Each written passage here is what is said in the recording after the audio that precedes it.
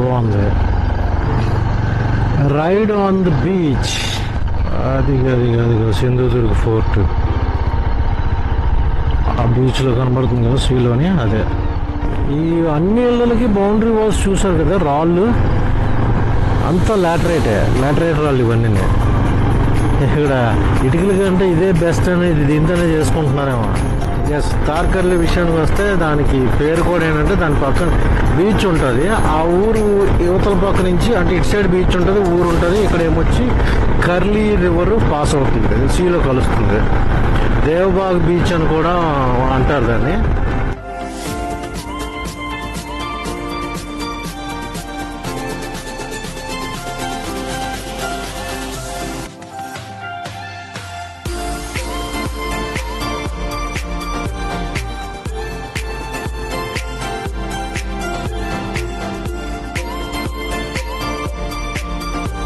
Okay అండి, ఇక బయలుదేరదాం. సావంతవాడి పని అయిపోయింది. And now heading to Tarkarli beach. Tarkarli beach ఇక్కడ నుంచి 55 కిలోమీటర్స్ ఉన్నది. అండ్ ఈరోజు ఏంటంటే మనం హిల్ స్టేషన్ పాయింట్ నుంచి మనం we're heading to the coastal పార్ట్కి అయితే మూవ్ అయిపోతున్నాం ఈ రోజుతో. ఇంకా అక్కడి నుంచి ఒక 2-3 డేస్ కోస్టల్ రీజన్లో ఉంటాం. రత్నగిరి, ఇంకా అలాగే గణపతి పూలే 2 డేస్ ఉంటాం.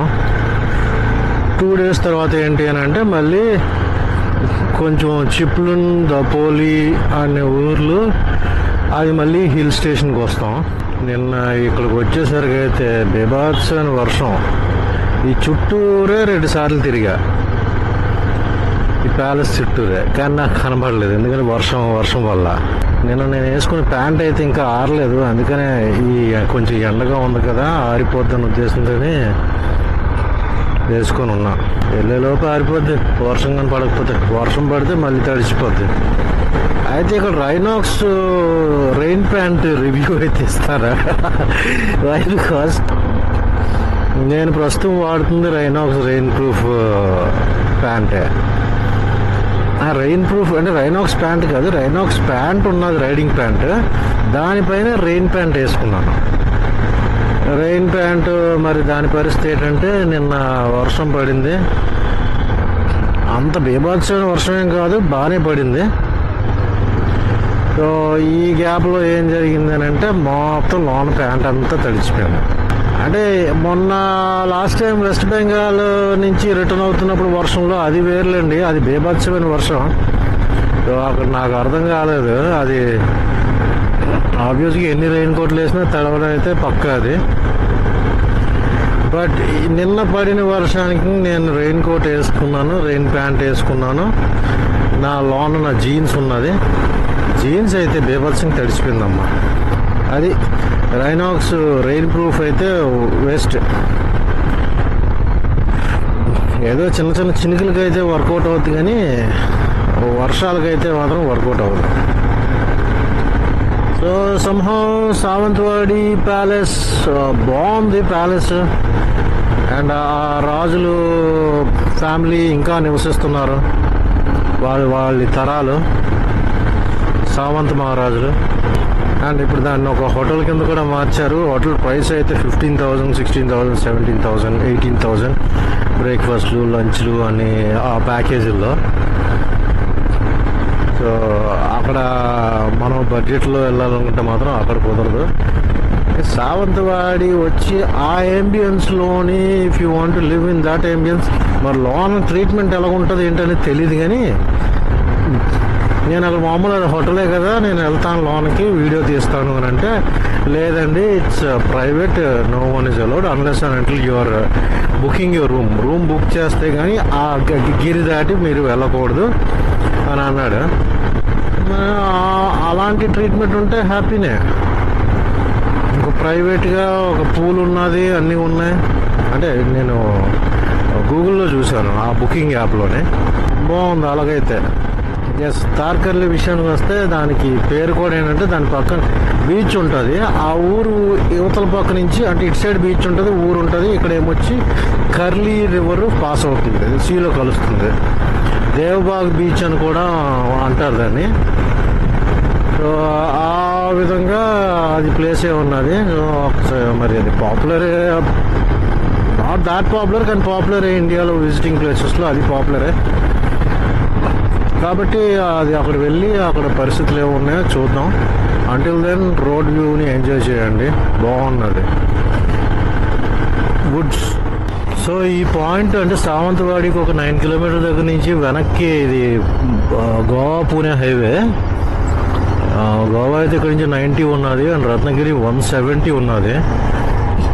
ఆ 170లో ఆల్మోస్ట్ నేను ఒక 30 కిలోమీటర్స్ ఈరోజు క్లియర్ చేస్తాను. అంటే తార్కర్లీ నుంచి రత్నగిరి ఫోర్ట్ అదంతానా ఇట్స్ లైక్ 140-130 km ఉంటుంది. సో ఈ హైవే అంతా గోవా టు ముంబై 66 ఏంటి 66 అనుకుంటాను అది ఈ హైవే. మాల్వెన్ లెఫ్ట్కి 34 అంటూ ఓరూస్ 15, పన్వేల్ 422. మనం ఇక్కడి నుంచి లెఫ్ట్కి వెళ్ళిపోతాం.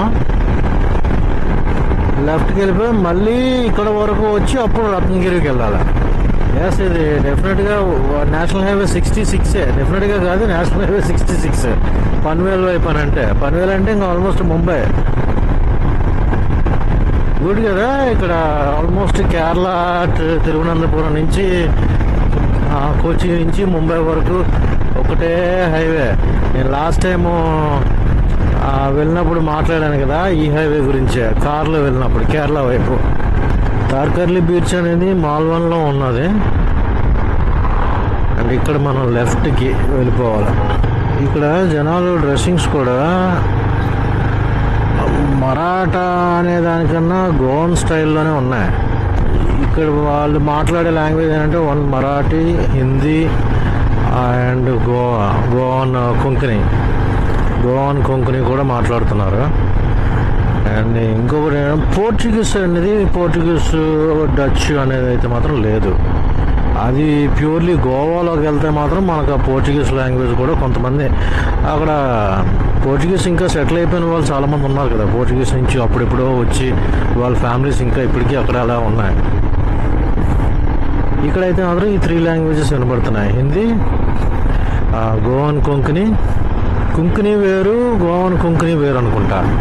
అంటే కొంచెం మ్యాచ్ అవుతుంది. కొంకణి ఏంటంటే ఈ ఉడిపి, మ్యాంగ్లూరు ఆ హిల్ స్టేషన్లో ఉండే సైడ్ కొంకణి లాంగ్వేజ్ వస్తుంది. అంటే northern part of Karnataka. Almost ఒకటే అనుకుంటాను రెండు, గోవన్ కొంకణిని. నార్దర్న్ పార్ట్ ఆఫ్ కర్ణాటకలోనే కొంకణి మాట్లాడతారు. అండ్ ఈ సదర్న్ పార్ట్ ఆఫ్ మహారాష్ట్ర అని కొంకణి మాట్లాడతారు. గోవా లాంగ్వేజ్ కూడా Goan Konkani. Look, Sindhudurg fort 28, Tarkarli beach 31. Sindhudurg fort అంటే బీచ్లో ఉంటుంది అనుకుంటాను, బీచ్లో ఉండే ఫోర్ట్ అనుకుంటాను, ఐ థింక్ సో. అది ఒకవేళ తార్కర్లీ 31, ఇది 28 అంటే 3 కిలోమీటర్స్ డిస్టెన్స్లో ఉన్నది. ఒకసారి అది పాసిబుల్ అయితే విజిట్ చేద్దాం సింధుదుర్గ్ ఫోర్ట్. ఈ సైడ్ అంతా గోవా రోడ్లాగే ఉన్నాయి. సో గైస్, ఇదే కర్లీ రివర్. ఈ రివర్ అలాగా తార్కర్లీ దగ్గర, అదే మాల్వన్ బీచ్ అండ్ తార్కర్లీ దగ్గర సీలో కలుస్తుంది. ఈ రివరే దీన్ని డివైడ్ చేస్తుంది. ఇంకా కొండల తర్వాత ఇంకంతానా. ఇక్కడ చుట్టుపక్కల కొండలన్నీ ఏంటంటే శిఖరాల్లో ఉండట్లేదు, పైకి వచ్చేసరికి ఫ్లాట్గా ప్లెయిన్గా ఉంటున్నాయి. మొత్తం అంతా ఫ్లాట్గా ప్లెయిన్గా ఉన్నాయి. హిల్ టాప్లో ఉన్నాను ఇప్పుడు నేను, మొత్తం ఫ్లాటే.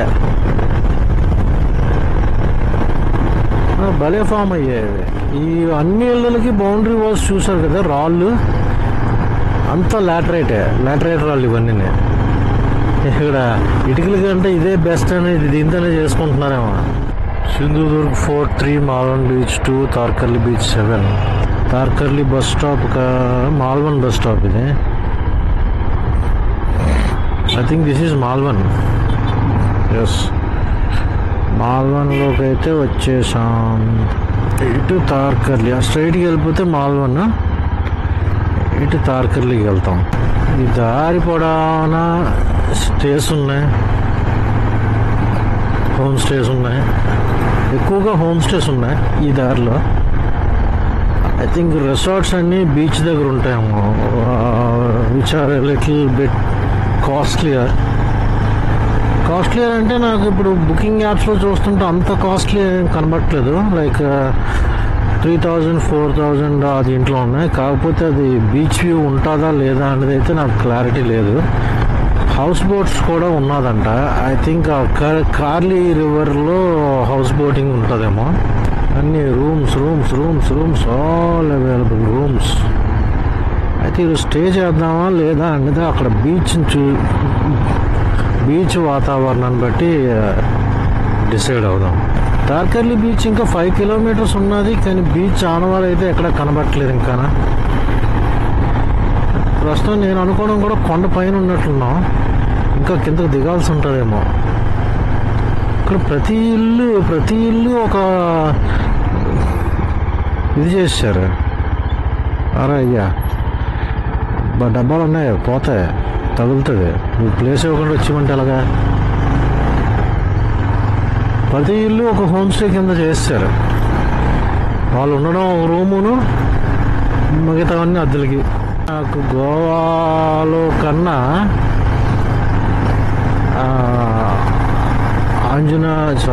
ఆరంబోల్ బీచ్ కాదులేండి, వార్కలా ఫీల్ వస్తుంది. వార్కలాలో వెళ్తున్న ఫీల్.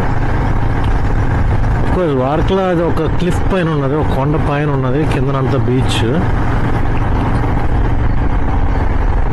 తార్కర్లీ కూడా అంతేనేమో. మెయిన్ తార్కర్లీ బీచ్ ఏంటంటే వాటర్ స్పోర్ట్స్కి పాపులర్ అంట. Snorkelling, scuba diving and paragliding. బీచ్లో పారాగ్లైడింగ్. ఆబ్వియస్గా నేను వాటర్ స్పోర్ట్స్ కంటే చాలా దూరం. నేను ఇదొక హోమ్ స్టే అట. అమ్మా, చిన్న ఇల్లు కట్టుకొని దానికి హోమ్ స్టే అద్దెలకి ఇచ్చేస్తున్నారు. మాల్వాని బీచ్ సైడ్ అన్ని హోమ్ స్టేస్ హోటల్స్. ఏంటి ఇంతమంది జనాలు వస్తారా ఏంటి? డెఫినెట్గా నవంబర్ డిసెంబర్ అయితే మాత్రం డెఫినెట్గా గ్యారంటీగా చెప్పగలను జనాలు అయితే ఉంటారు గోవా లాగే. బట్ గోవా ఇంత దగ్గరగా ఒక 120-100 కిలోమీటర్స్ ఉన్నప్పుడు మ్యాక్సిమం అక్కడికి వెళ్ళడానికి ప్రిఫరెన్స్ ఇస్తారు. అన్లెస్ అంటే ఇక్కడ ఏదో స్పెషాలిటీ ఉంటే కానీ. స్పెషాలిటీ ఏంటంటే ఇక్కడ వాటర్ స్పోర్ట్స్ ఉన్నది. సింధుదుర్గ్ ఫోర్ట్ అంట. ఆ సింధుదుర్గ్ ఫోర్ట్ అయితే అంత పాపులర్ కాదు. ఐ థింక్ మనం దేవబాగ్ బీచ్ వైపు వెళ్తున్నాం. టోపీలు బాగున్నాయి ఫిషర్మెన్వి. బీచ్ సైడ్ రిసార్ట్స్ కూడా ఉన్నాయి. ఇందాకలంతా ఏంటంటే ఊర్లో రిసార్ట్స్, హోమ్ స్టేస్ అవన్నీ. ఇవన్నీ ఏంటంటే beach side resorts. But this place is nowhere crowd జనాలు అయితే ఎక్కడ లేరు. Finally we're at Devbag beach. తార్కర్లీ కాదు, దేవబాగ్ బీచ్ దగ్గర ఉన్నాం. ఇక్కడ కొన్ని meeting point, I mean Karli రివర్ను అరేబియన్ సీ మీటింగ్ పాయింట్. అక్కడికి వెళ్దాం ఒకసారి. శాండ్ పౌడర్ శాండ్ లాగా. అండ్ అది అదంతా కర్లీ రివర్. ఎగ్జాక్ట్గా అది సీ మీటింగ్ పాయింట్. చూస్తున్నారుగా ఎగ్జాక్ట్గా ఆ పాయింట్ మీటింగ్ పాయింట్. ఇదేదో షాప్ తెలుసు కదా, ఉబ్బుతుంది. వాటర్లోకి వెళ్ళాక మళ్ళీ నార్మల్ అయిపోతుంది.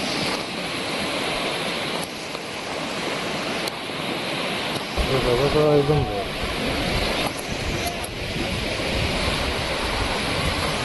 This is exactly the meeting point. Arabian sea మొత్తం అది. Overall look of Devbag beach. అంటే తార్కర్లీ వచ్చినప్పుడు తార్కర్లీ బీచ్లో రిసార్ట్స్లో స్టే చేసి ఈ పాయింట్ చూడడానికి అయితే రావాలా. ఎగ్జాక్ట్లీ ఈ పాయింట్. అవతల ఒక కొండ ఉన్నది, అక్కడ కూడా రిసార్ట్స్ ఉన్నట్లున్నాయి. అయితే బోటింగ్ పైన వెళ్ళాల్సి ఉంటుంది, లేదా అవతల సైడ్ నుంచి రావాల్సి ఉంటుంది. బోటింగ్ అయితే అక్కడ జరుగుతుంది,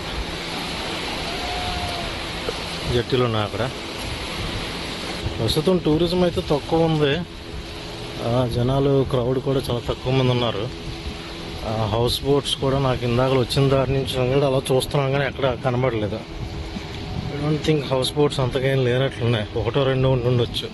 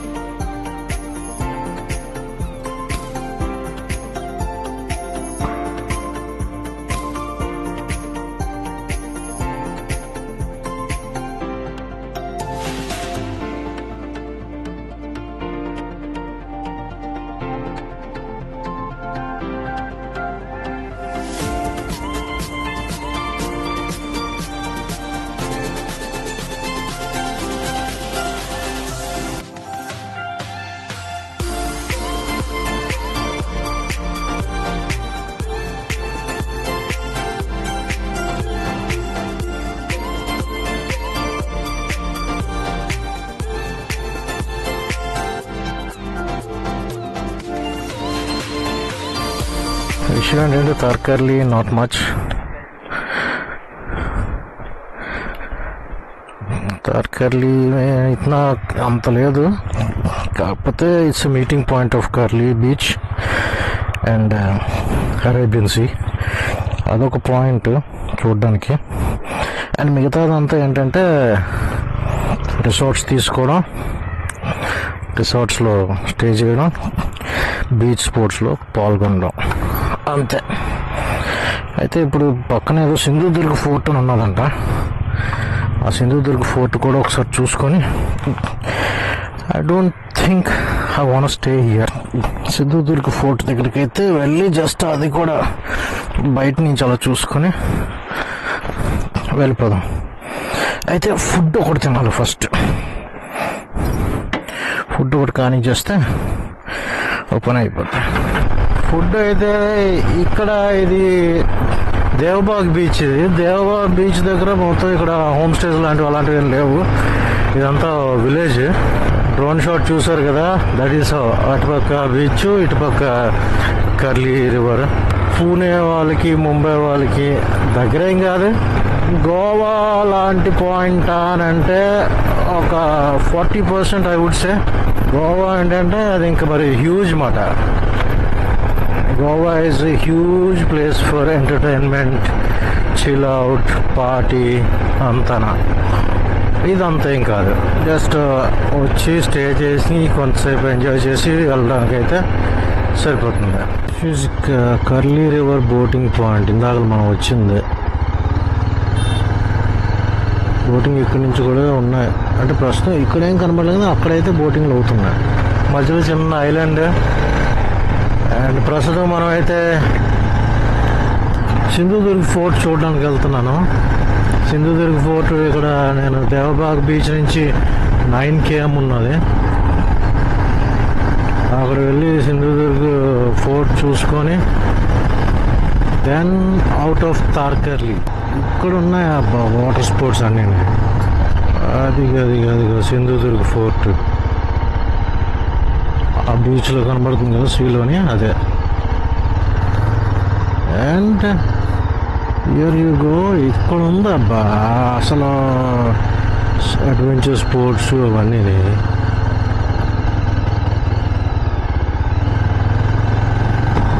బాగుంది. Ride on the beach.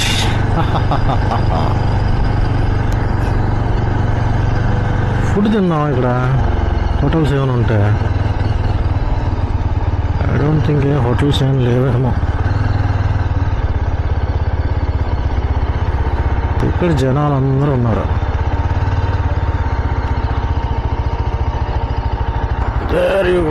కానీ సింధుదుర్గ్ ఫోర్ట్ దగ్గరికి అలౌడ్ కాదా ఉన్నదా? లోన్ ఫోర్ట్ ఉంది కానీ బట్ అక్కడికి వెళ్ళడానికి ఏం లేదు. నాకు ఫుడ్ కూడా ఏమీ ఇక్కడ దొరకట్లేదు. వన్ మోర్ థింగ్, నేను బీచ్ సైడ్ ఏమైనా హోటల్ ఉందేమో కూర్చొని తిందామని అనుకుంటున్నాను కానీ అక్కడ నాకేం దొరకట్లేదు. ఇక్కడ బీచ్ బాగుంది బట్ బీచ్లో డ్రైవ్ కూడా బాగుంది కానీ ఇక్కడ ఫుడ్ ఐటమ్స్ అయితే లేవు. సో అది సింధుదుర్గ్ ఫోర్ట్ అయితే అక్కడ ప్రస్తుతం లేదు. డ్రోన్ ఎగరేద్దాం అనుకున్నాను కానీ ఇందాక అక్కడ మన బీచ్ దగ్గర ఫస్ట్ వెళ్ళాం కదా, దేవగర్ బీచ్, అక్కడ ఒక అబ్బాయి చెప్పాడు నిన్నే నా డ్రోన్ పోయింది సింధుదుర్గ్ దగ్గర. ఎలా అని అంటే అక్కడ హెవీ విండ్స్ ఉన్నాయి, ఆ విండ్స్లోని ప్రొపలర్ ఒకటి స్లో అయిపోయింది అని చెప్పాడు. కానీ ఇక్కడ చూస్తుంటే విండ్స్ నిజంగానే హై ఉన్నాయి, ఎక్కువ ఉన్నాయి. విండ్ చాలా ఎక్కువ ఉన్నది, గాలి మాత్రం. ఆ చివరిని పారాసైలింగ్ అంటే ఒకటి ఇప్పుడు తార్కర్లీ దేవబాగ్ రావాలి అని అంటే ఒకటే. బీచ్ అంటే beach sports, water sports interest ఉన్నవాళ్ళు, బీచ్లు అంటే పిచ్చి ఉన్నవాళ్ళు, వాళ్ళకైతే మాత్రం హ్యాపీగా భలే ఉంటుంది. ఐడల్ స్టే అయితే మాత్రం 1 day and 1 night. Morning 10 or 11కి రావడం, రూమ్ తీసుకోవడం, మధ్యాహ్నం నుంచి ఈవినింగ్ దాకా వాళ్ళు బీచ్ వాటర్ స్పోర్ట్స్ అవి స్పెండ్ చేయడం, నైట్ హ్యాపీగా మంచి ఫుడ్ మందు వేసి. బీచ్ ఫేసింగ్ ఉన్న రిసార్ట్స్ అయితే నాకు చాలా తక్కువ కనబడ్డాయి. ఇన్ఫ్యాక్ట్ కాస్ట్ కూడా ఎక్కువ ఉన్నాయి. సో ఆ విధంగా ఇక్కడ ప్లాన్ చేసుకోనుకుంటే మన వైపు కాదు కానీ ముంబై, పూణే వాళ్ళ వైపు అయితే మాత్రం they can come and visit here.